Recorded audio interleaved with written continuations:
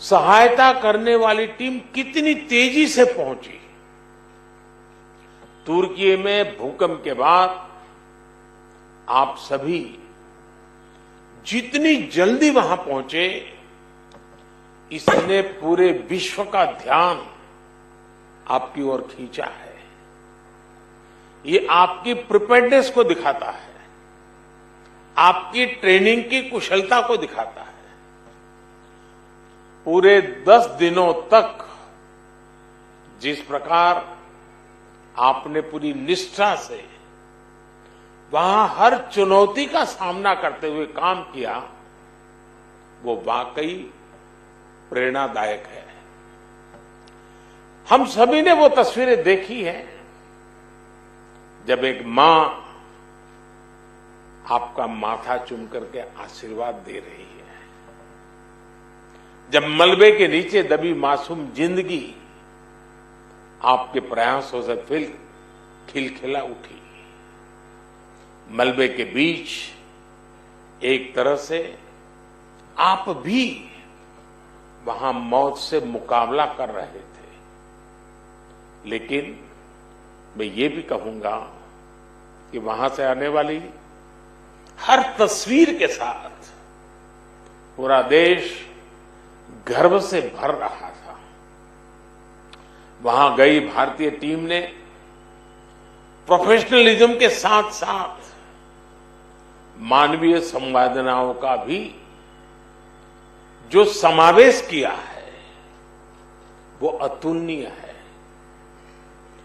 ये तब और भी बहुत काम आता है जब व्यक्ति ट्रॉमा से गुजर रहा होता है, जो कोई अपना सब कुछ गंवाकर होश में आने की कोशिश कर रहा होता है। ऐसी परिस्थितियों में सेना के हॉस्पिटल और उसके हमारे कर्मियों ने जिस संवेदना से काम किया, वो भी बहुत ही प्रशंसनीय है। साथियों, 2001 में जब गुजरात में भूकंप आया था और उसे पिछली शताब्दी का बहुत बड़ा भूकंप माना जाता था, ये तो उससे भी कई गुना बड़ा है। जब गुजरात का भूकंप आया तो मैं बहुत लंबे समय तक वहां एक वॉलंटियर के रूप में बचाव कार्यों में जुड़ा था। मलबा हटाने में जो दिक्कतें आती हैं, मलबे में लोगों को खोजना कितना मुश्किल होता है, खाने पीने की दिक्कत कितनी होती है, दवाइयों से लेकर अस्पताल की जो जरूरत होती है। और मैंने तो देखा था भूज का तो पूरा अस्पताल ही ध्वस्त हो गया था, यानी पूरी व्यवस्था ही तबाह हो चुकी थी। और उसका मुझे फर्स्ट हैंड एक्सपीरियंस रहा है। वैसे ही जब 1979 में गुजरात में ही मोरबी में मच्छू डैम जो बांध टूटा और पूरा गांव पानी से तबाह हो गया, पूरा शहर मोरबी तबाही मची थी, सैकड़ों लोग मारे गए थे। एक वॉलंटियर के रूप में तब भी मैं वहां महीनों तक रह करके ग्राउंड पर काम करता था। मैं आज अपने उन अनुभवों को याद करते हुए कल्पना कर सकता हूं कि आपकी मेहनत कितनी जबरदस्त होगी, आपका जज्बा, आपकी भावनाएं मैं भली भांति फील कर सकता। आप काम वहां करते थे, मैं यहां अनुभव करता था कैसे करते होंगे। और इसलिए आज तो मौका है कि मैं आपको सैल्यूट करूं, और मैं आपको सैल्यूट करता हूं।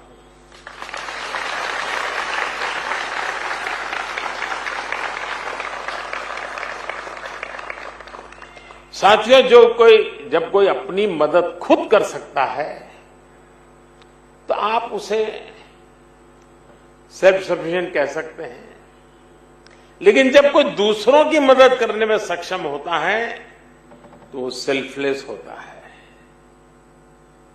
ये बात व्यक्तियों पर ही नहीं बल्कि राष्ट्रों पर भी लागू होती है। इसलिए भारत ने बीते वर्षों में सेल्फ सफिशिएंसी के साथ साथ सेल्फलेसनेस की पहचान को भी सशक्त किया है। तिरंगा लेकर हम जहां भी पहुंचते हैं वहां एक आश्वासन मिल जाता है कि अब भारत की टीमें आ चुकी है। तो हालात ठीक होना शुरू हो जाएंगे।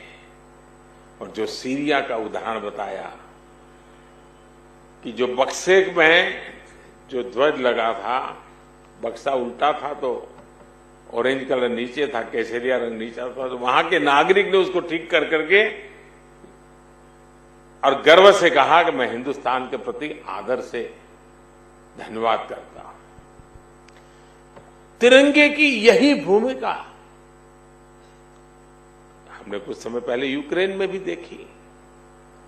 जब भारतीय नागरिकों के साथ साथ संकट में फंसे अनेक देशों के साथियों के लिए भारत का तिरंगा ढाल बना। ऑपरेशन गंगा सबके लिए आशा बन करके उसने एक बहुत बड़ी एक मिसाल कायम की। अफगानिस्तान से भी बहुत ही विपरीत परिस्थितियों में हम अपनों को सकुशल लेकर के वापस आए। हमने ऑपरेशन देवी शक्ति चलाया। हमने यही कमिटमेंट कोरोना वैश्विक महामारी में देखा। अनिश्चितता भरे उस माहौल में भारत ने एक एक नागरिक को स्वदेश लाने का बीड़ा उठाया। हमने दूसरे देश के बहुत से लोगों की भी मदद की। ये भारत ही है जिसने दुनिया के सैकड़ों जरूरतमंद देशों को जरूरी दवाएं, वैक्सीन पहुंचाई। इसलिए आज दुनिया भर में भारत के प्रति एक सद्भावना है। साथियों, ऑपरेशन दोस्त मानवता के प्रति भारत के समर्पण और संकट में फंसे देशों की मदद के लिए तत्काल खड़े होने के हमारे कमिटमेंट को भी दर्शाता है। दुनिया में कहीं भी आपदा हो, भारत फर्स्ट रिस्पॉन्डर के रूप में तैयार मिलता है। नेपाल का भूकंप हो, मालदीव में, श्रीलंका में संकट आए हो, भारत सबसे पहले मदद के लिए आगे आया। अब तो भारत की सेनाओं के साथ साथ एनडीआरएफ पर भी देश के अलावा दूसरे देशों का भरोसा बढ़ता जा रहा है। मुझे खुशी है कि बीते वर्षों में एनडीआरएफ ने देश के लोगों में एक बहुत अच्छी साख बनाई है। देश के लोग आपको देखकर ही कहीं पर भी संकट की संभावना हो, साइक्लोन हो, जब जैसे ही आपको देखते हैं तो आप पर विश्वास करना शुरू कर देते हैं, आपकी बात मानना शुरू कर देते हैं। संकट की किसी घड़ी में, चाहे वो साइक्लोन हो, बाढ़ हो या फिर भूकंप जैसी आपदा, जैसे ही एनडीआरएफ की वर्दी में आप और आपके साथी फील्ड पर पहुंचते हैं, लोगों की उम्मीद लौट आती है, विश्वास लौट आता है। ये अपने आप में बहुत बड़ी उपलब्धि है।